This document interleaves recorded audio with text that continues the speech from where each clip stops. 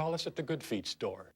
For the University of Florida's football program, they lost 2 players, including their starring quarterback, Will Grier. The redshirt freshman has been suspended for a year after failing an NCAA drug test. Reports say that he took an over-the-counter supplement, and that supplement turned out to have a substance classified as a performance-enhancing drug by the NCAA. A visibly upset Greer talked to the press Monday, as you can see here, and now the school is in the process of appealing. So joining us now to give us a look at what that appeals process might look like is attorney John Phillips. Good morning. Thank you so much for joining us. Good morning. And you have a background in sports law, so talk to us about what this appeals process might look like. Certainly. It's fairly informal, although Will's already hired a lawyer. They do basically a telephone conference with the NCAA. It can be anonymous, but I think this is so high profile, they're going to know exactly who's involved, but it'll be Will and the athletic director, and they'll go through the steps. And what are those steps? The main issue I think they're going to try to do is get a reduction, because this carries a calendar year. So this goes into next season, essentially derailing him for 2 seasons. But they can make any points they want. It's going to be tough to go after the substance of the test itself, that it was a false positive because they tested twice. What do you think are the chances of Greer being successful in this appeal? I think there's a possibility, a decent possibility of reduction. Getting the whole thing thrown out is virtually impossible. The NCAA has a lot of discretion, and they have this rule, even though it's largely unfair, for athletes to not know and wind up suspended for a year. It's there for a reason.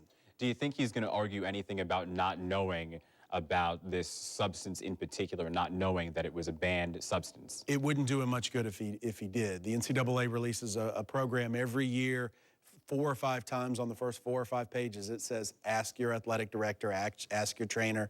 90% of these programs have a trainer. If you're going to even take something over the counter, you're supposed to ask. So ignorance isn't the excuse. How often does the NCAA test players for drugs, and how do players get notified about the drug tests? They're generally notified within 24 hours. It's a cycle. They constantly test. The NCAA does have discretion if they feel like somebody has put on weight or is performing at a much higher level that they can, test specifically, which I think was the reason why Mr. Greer got extra testing, was because he had put on weight in the offseason. Have we seen other cases like this?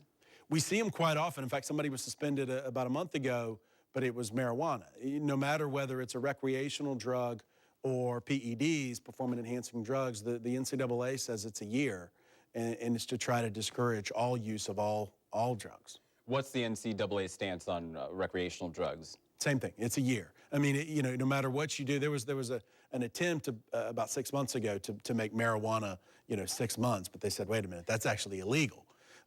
So whether it's marijuana, cocaine, whatever it is, it's a year suspension with this informal appellate process as your only tool. And having a background in sports law, have you seen other cases where athletes just feel the pressure to use performance-enhancing drugs, perhaps to just get better?